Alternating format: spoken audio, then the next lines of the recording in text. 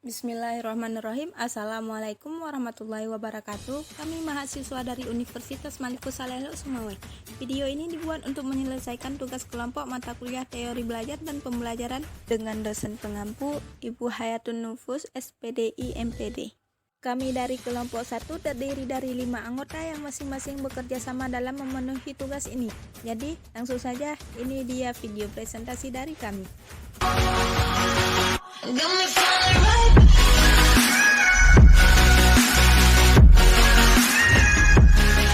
Baik, sebelum kita membahas lebih lanjut, izinkan kami perkenalan terlebih dahulu. Yang pertama, saya sendiri, Ayuriska, NIM 2107100077. Kemudian Zurra Yusali Aufa 2107100065. Siti Adinda Isnaini 2107100071. Mutiyah Masruroh Sagala 2107100083. Dan Sinarwani 2107100089. Baiklah, kami dari kelompok 1 akan mempresentasikan materi dengan judul Teori Belajar Kognitif. Pengertian teori belajar kognitif. Teori belajar kognitif adalah teori yang menjelaskan bagaimana faktor internal dan eksternal mempengaruhi proses mental individu untuk melengkapi pembelajaran.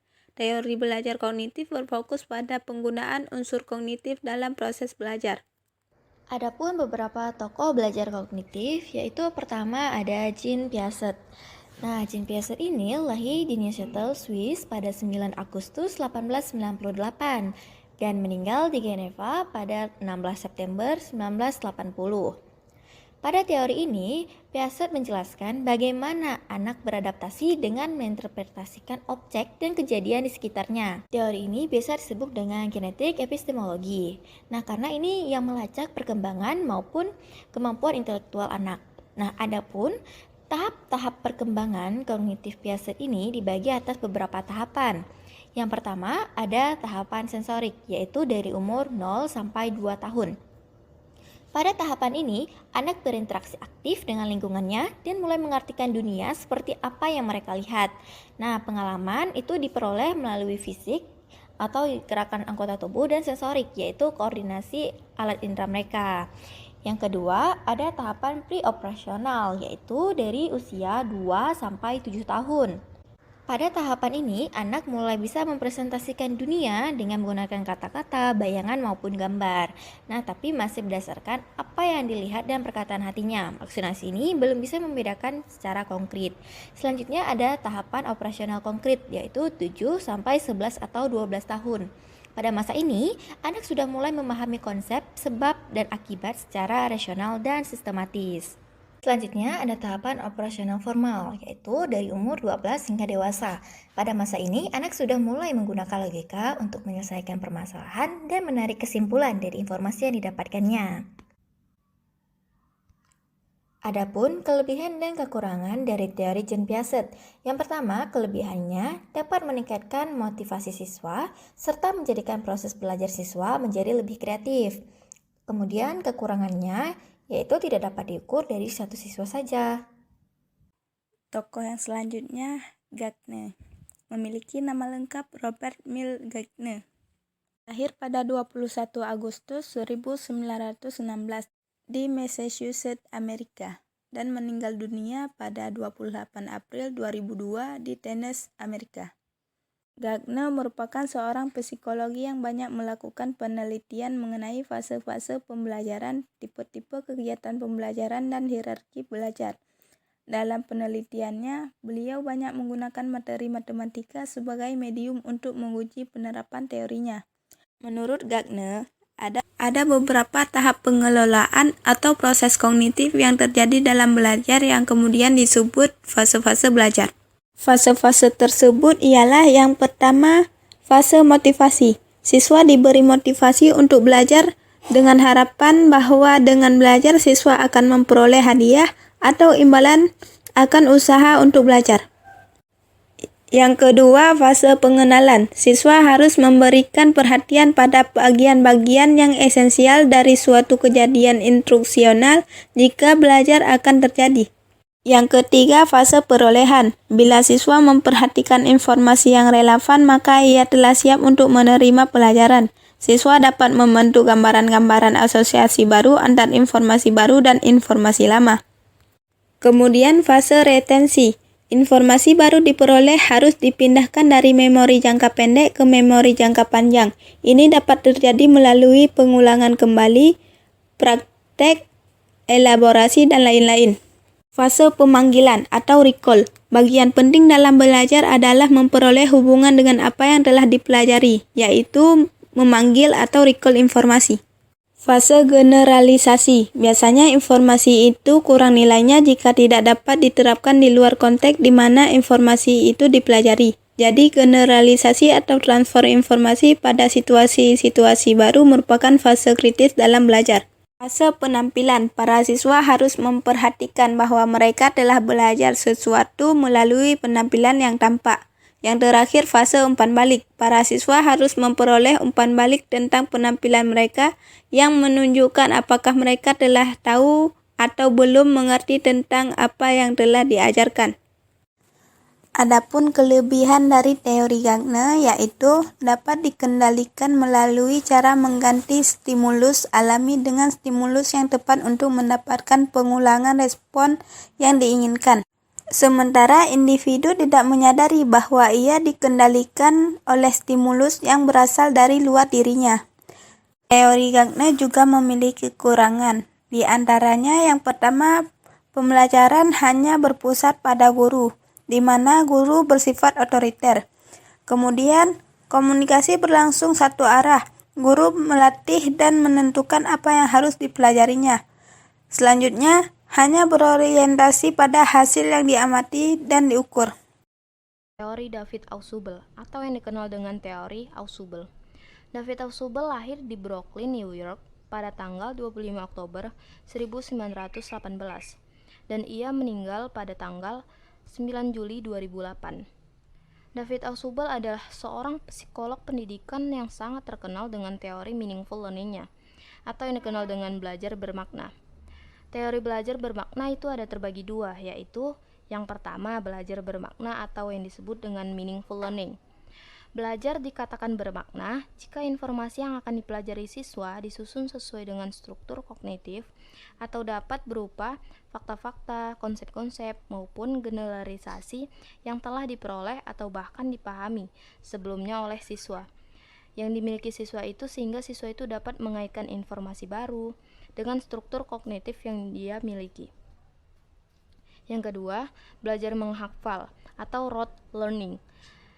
Bila struktur kognitif yang cocok dengan informasi baru itu belum ada, maka informasi baru tersebut harus dipelajari dengan cara menghafal.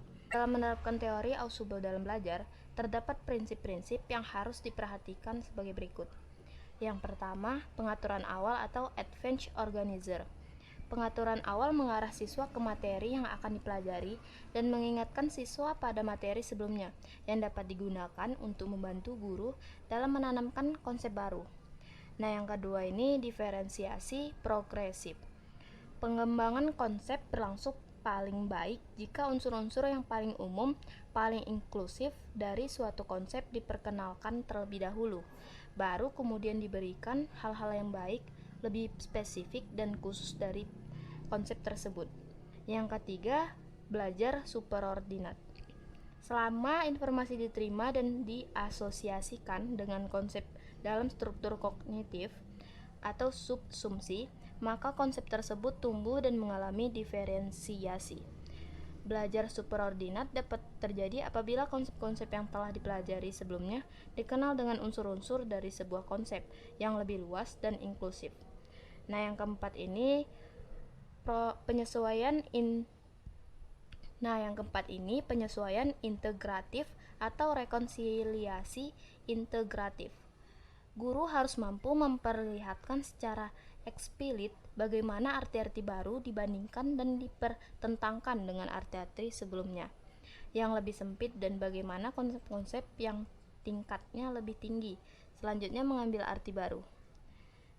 Nah, kelebihan dari teori Ausubel adalah informasi yang dipelajari secara bermakna lebih lama diingat. Kekurangan teori Ausubel adalah informasi yang dipelajari secara hafalan tidak lama untuk diingat. Selanjutnya, teori belajar Brunner. Brunner yang memiliki nama lengkap Jerome S. Brunner yang lahir pada tanggal 1 Oktober 1915 di kota New York, Amerika, dan meninggal pada tanggal 5 Juli 2016 di Manhattan. Menurut Brunner, pada dasarnya belajar merupakan proses perkembangan kognitif yang terjadi dalam diri seseorang, dan ada 3 proses kognitif yang berlangsung dalam belajar, yaitu memperoleh informasi baru, transformasi pengetahuan, dan evaluasi. Dalam teori belajar Brunner, ada 3 tahapan belajar yang dikenal dengan tahap enaktif, ikonik, dan simbolik. Yang pertama, tahap enaktif.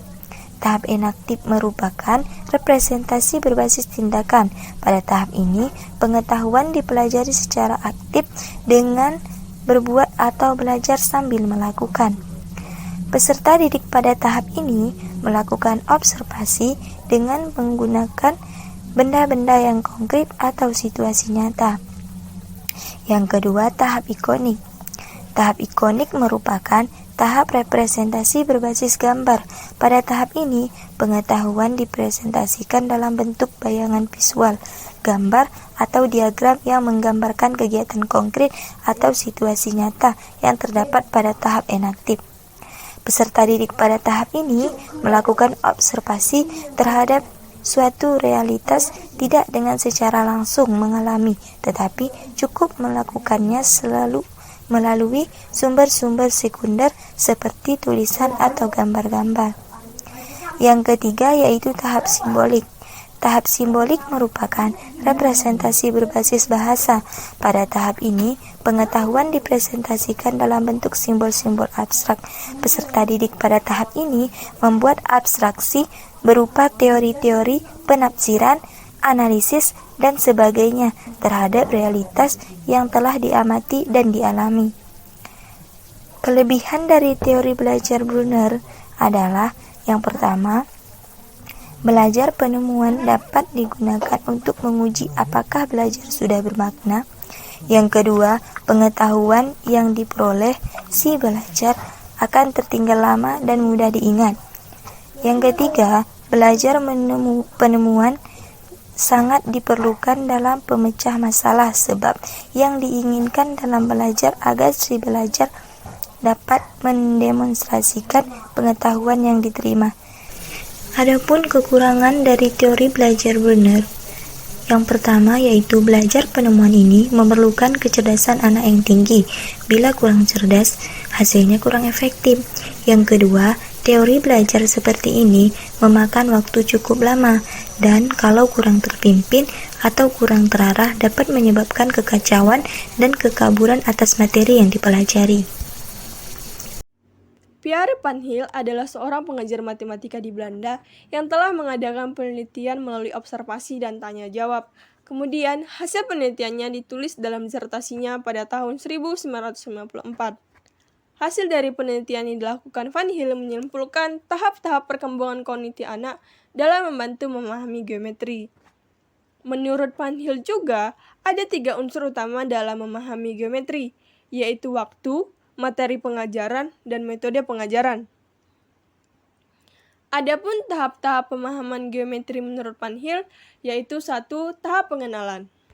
Pada tahap ini, siswa memandang suatu bangun geometri sebagai suatu keseluruhan. Pada tingkatan ini, siswa belum memperhatikan komponen-komponen dari masing-masing bangun.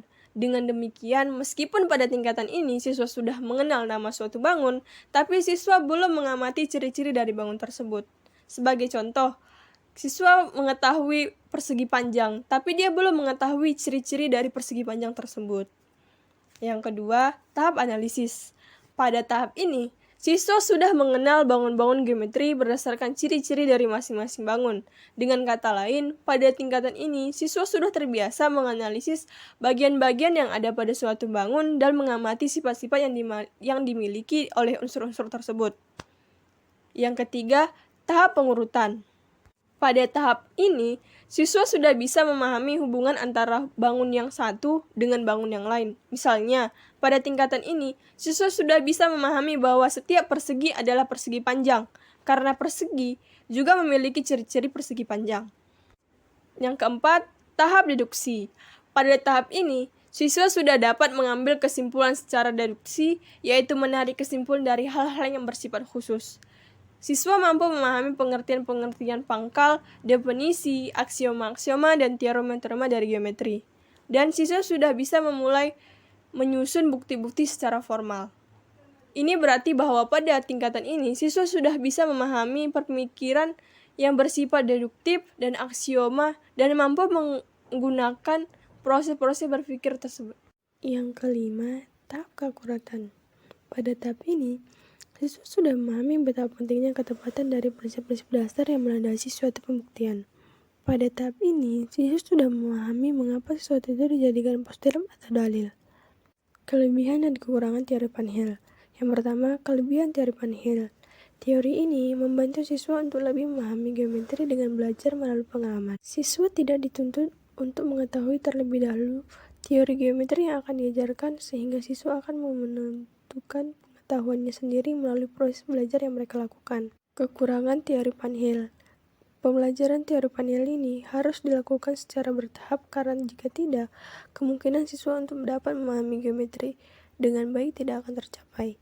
Teori ini juga menuntut guru untuk mengkreatif dalam mengemas pengajaran yang akan disesuaikan dengan tingkat pemikiran siswa, serta guru harus mampu menentukan strategi yang tepat dalam pelaksanaannya. Adapun kelebihan dari teori kognitif. Yang pertama, teori kognitif ini dapat meningkatkan kemampuan siswa untuk memecahkan masalah. Kemudian, teori ini juga dapat meningkatkan motivasi siswa. Teori kognitif ini juga dapat menjadikan siswa lebih kreatif dan mandiri. Serta, dalam teori ini bisa membantu siswa memahami bahan belajar secara lebih mudah. Namun, teori kognitif juga memiliki beberapa kekurangan, antara lain sebagai berikut. Yang pertama, teori ini dianggap lebih dekat pada psikologi belajar anak, sehingga penerapannya pada proses belajar anak itu tidak mudah. Kemudian, teori ini dianggap susah dipraktekkan sebab seringkali kita tidak mungkin memahami struktur teori kognitif tersebut menjadi bagian-bagian yang jelas. Kemudian, teori belajar kognitif ini keberhasilan sebuah pembelajarannya tidak dapat diukur hanya dengan satu orang siswa saja. Dan teori ini sulit dipraktekkan, terutama untuk usia lanjut.